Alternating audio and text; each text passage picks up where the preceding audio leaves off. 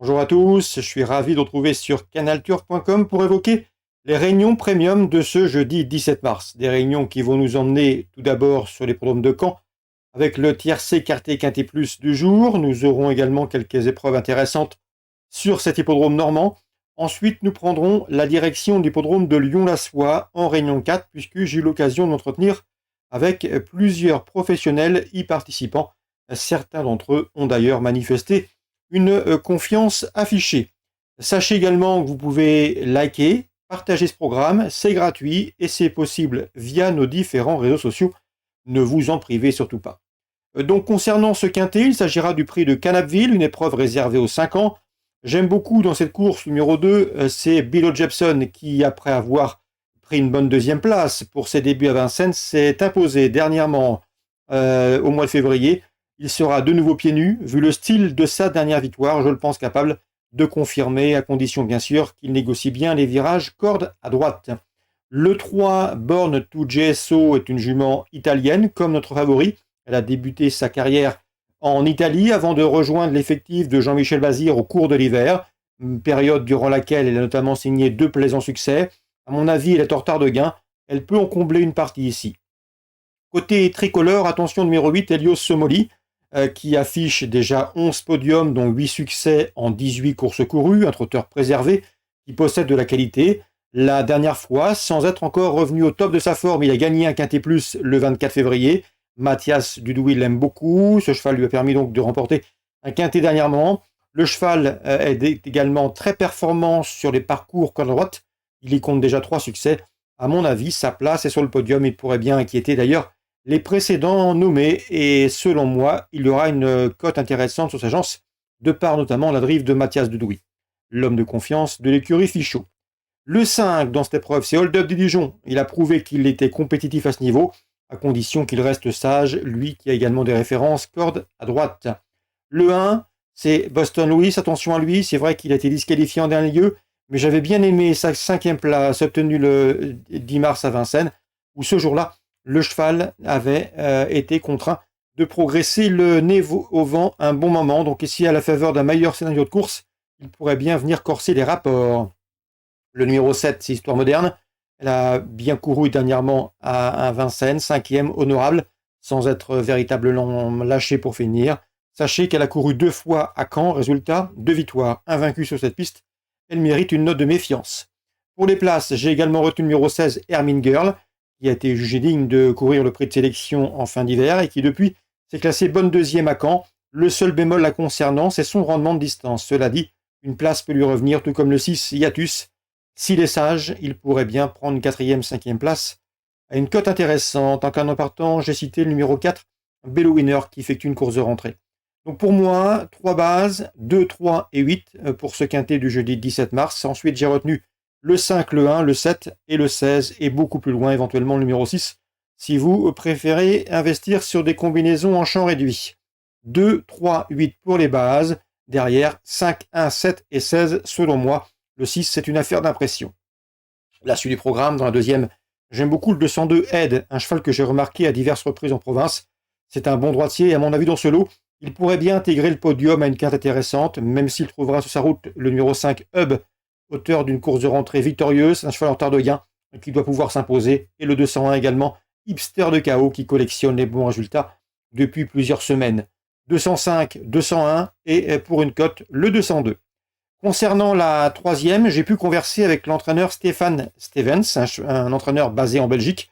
Il effectuera le déplacement avec 2 de ses pensionnaires. Sa préférence va à cette jument, le 316, Iris Hovland. Il est assez confiant, l'engagement est bon, elle a été préparée en conséquence et d'après lui, elle est capable de figurer à l'arrivée de cette course. Là aussi, je pense qu'il y aura un rapport assez spéculatif. Donc attention pour vos couplets ou trios, numéro 16, Iris Hovland.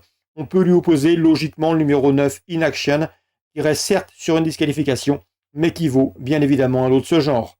Dans la 4e, je ferai confiance aux inédits, notamment le numéro 4, Jewel Henson, qui est présenté par Jean-Christophe Germain. Il l'aime bien, c'est un poulain de qualité qui montre de belles choses le matin, un poulain très plaisant. Il ne serait nullement surpris de le voir à l'arrivée d'entrée de jeu. Donc attention pour une cote au 404, Jewel Henson. Dans cette épreuve, 2 autres inédits méritent crédit. Le 1, J'aime le foot, présenté par l'incontournable Philippe Allaire. Et le numéro 2, Jack Lidioré, qui dépend de l'entraînement de Fabrice Soulois, des écuries toujours efficaces avec les jeunes pousses. 401, 402, 404, les inédits, attention à eux dans la 4e. Dans le prix de Couvicourt, belle épreuve, je pense que le 504 Cébello Romain va s'imposer. Vous le connaissez, il s'est ici progressivement parmi les meilleurs des chevaudages de la scène nationale. Le cheval est déféré pour l'occasion, il a déjà marché 1,11,7 sur ce parcours. Il avait terminé deuxième de cette course il y a 2 ans, en 2020. Sa préparation s'est bien déroulée, c'est un bel engagement pour lui, un bon numéro auto-start. Bref, il a tout pour plaire. C'est un lauréat en puissance. Le 504, Cébello Romain. L'opposition pour les couplets, le 3, Éclat de gloire, confirmé à ce niveau, confié à Eric Raffin. Le numéro 6, Cache du Rive, et le numéro 1 également, Cara Williams, qui ont été classés dans cet ordre dernièrement sur cette piste de Caen. C'était la semaine dernière, le 10 mars. Le 504, Cébello Romain pour la victoire. Pour les couplets, on lui oppose le 3, le 6 et le numéro 1. Je vais terminer avec la 7e également, à Caen toujours, avec une information concernant le 710, Game Attitude. Elle est en forme, c'est ce que m'a indiqué Franck Bougon. La jument va une nouvelle fois courir cachée, elle possède un bon bout pour finir, et là aussi, elle pourrait bien venir pimenter les rapports, même si le numéro 11 dans cette épreuve, Gamin Jabba, s'annonce redoutable, lui qui a été ménagé, un cheval en retard de gain. Malgré ce rendement de distance, je pense qu'il peut s'imposer. Bref, il y en aura pour tous les goûts pour cette réunion cannaise, des informations spéculatives, des choix belle cote et les favoris. Petit résumé rapide pour ce programme canet. 201, 205 favoris logiques, 202 pour une cote. 309 favoris logiques, 316 pour une cote. 401, 402 favoris tout indiqué, 404 pour une cote. Concernant la 5e, le 504, Cébello Romain, favori logique, le 1, le 3 et le 6 pour les places. Et dans la 7e, le 710 pour une cote associé au 711, Gamin Jabba, favori logique. Concernant Lyon-la-Soie, réunion 4, dans la première, j'ai 2 infos, Olivier Merle et Joris Filograsso. Le premier présente le 105, Jalis Cascotte, elle peut viser une place dans ce lot, on en est moyen. Concernant le 109, Juliana Philo, elle est ici pour rentrer aux balances et prendre une première allocation. Mais ce ne sont pas 2 coups sûrs, bien au contraire. 105 et 109. Pour des petites places, rien de mieux.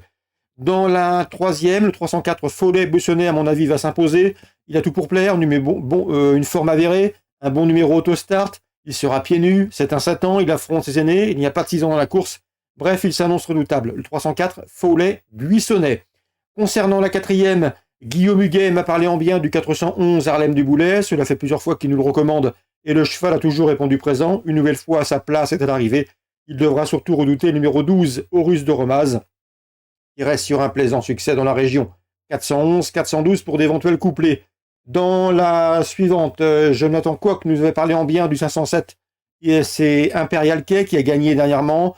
C'est un cheval, je vous l'avais présenté, dur à l'effort, capable d'être lancé de loin, il ne lâche jamais le morceau. Et à mon avis, s'il peut remettre le couvert, il en a les moyens. Un cheval dur que Jonathan Coq aime beaucoup. Le cheval a bien récupéré de sa dernière victoire. Nous vous l'avions d'ailleurs conseillé dernièrement à Bellecote. Il peut remettre le couvert, le 507, un Imperial Quai. L'opposition, elle viendra du 11 dans cette épreuve. C'est Into the Mystic, présenté par Guillaume Huguet. Là aussi, l'homme est confiant. Son cheval est bien et peut parfaitement jouer la victoire ici. Je leur associerai numéro 5 également, Into the Case, qui reste sur de bonnes prestations à ce niveau et qui devrait une nouvelle fois terminer à l'arrivée. Donc la 5e, choix préférentiel, 507, 511 et 505. Dans la 6e, petit mot également sur le protégé de Guillaume Huguet, c'est le 603 Gold du Rabutin. L'engagement est bon, le cheval est bien, son jeune partenaire est doué, et a priori, ce 603 Gold du Rabutin doit pouvoir disputer les toutes premières places. Voilà pour les nombreuses infos de ce jeudi 17 mars, en espérant qu'elles vous soient fructueuses, bénéfiques et rentables. Nous, on se retrouve désormais demain pour une nouvelle émission, et n'oubliez pas de liker, de partager ce programme.